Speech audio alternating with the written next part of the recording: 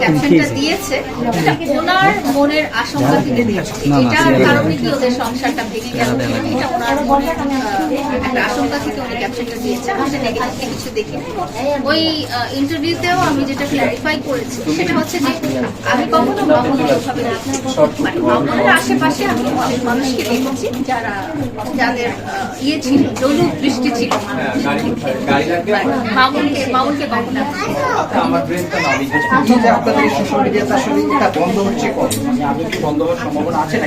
আপনারা যখন বন্ধ করে দেবেন তখনই বন্ধ হবে। আমরা তো নিজেরা নিজেদের ইন্টারভিউ ছাপাই না।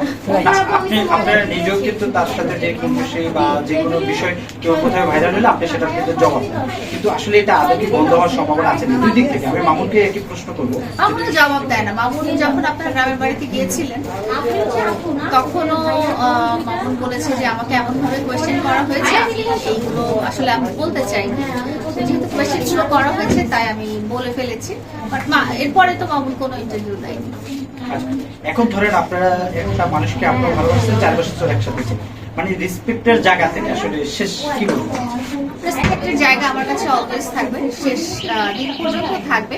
কিন্তু রেসপেক্টের জায়গা বাদেও এমন কিছু জিনিস আছে বা হয়ে গেছে বা করানো হয়েছে যেটার জন্য আমিও অনেক সাফার করেছি। যেমন যখন আমাকে মারা হয়েছিল, তো ওই জিনিসটা তো যে কোনো আমার মা বাবা বলেন বা আত্মীয় স্বজন বলেন বা সারা দুনিয়া লাইফটা দেখেছে, আপনারা দেখেছেন কিনা জানি না, অনেক মানুষই সেটা থেকে কষ্ট পেয়েছে। একটা মেয়েকে এভাবে মারা হয়েছে, এই জিনিসগুলো আমি আসলে ভুলতে পারি না।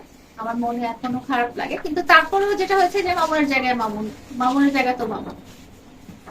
হ্যাঁ, এখন হচ্ছে একটা প্রশ্ন যে আপনার দিক থেকে এই কথাগুলো যেমন আসে যে মামুনকে এটা লিখে দিতে হবে, ওটা লিখে দিতে হবে বা বাড়ি লিখে দিতে হবে, আপনার কি মনে হয় যে আপনি যদি মামুনের অবস্থানও এখন ভালো মোটামুটি, তো মামুনকে যদি এরকম প্রশ্ন হয় যে লাইলাকে এটা লিখে দিতে হবে, আপনার কি মনে হয় মামুন লিখে দিবে আপনার নামে?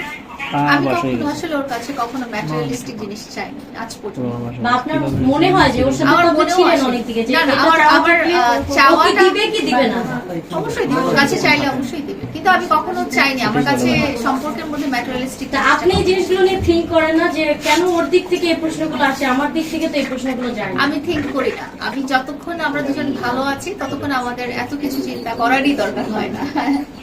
আচ্ছা, তাহলে ক্লোজ করে ঠিক হয়ে গেছে। হ্যাঁ, আচ্ছা আপা, সেদিনকার প্রশ্নটা আবারও, আপনি অনেক সময় মামুনকে নিজ হাতে খাইয়ে দিতেন বা মামুনও আপনাকে খাইয়ে দিতেন, এখন মামুন নেই, তো আপনার খেতে গেলে মামুনের কথা মনে পড়ে কিনা সেই মুহূর্তটা? শুধু খেতে গেলেই না, যেহেতু আমরা মানে বলতে গেলে অলমোস্ট দিনের বেশিরভাগটা টাইম একসাথেই থেকেছি। আপনারা তো জানেন, আপনাদেরকে আগেও শেয়ার করেছি যে ফিজিক্যাল প্রেজেন্সটা ছাড়াও আমরা যখন কাজে বাইরে যাই বা ও কাজে বাইরে যাই, আমরা দেখা গেছে যে আমরা একটা ভিডিও কলে আছি সবসময়, যে জিনিসটা এখন হচ্ছে না। তো ইভেন আপনার যদি একটা বিড়াল পুষেন বা পাখি পুষেন, তার জন্য আপনার মন খারাপ লাগবে, আর সে তো আমার মানে লাইফের একটা ইম্পর্টেন্ট পার্সন এখনো, তো অবশ্যই তো খারাপ লাগে।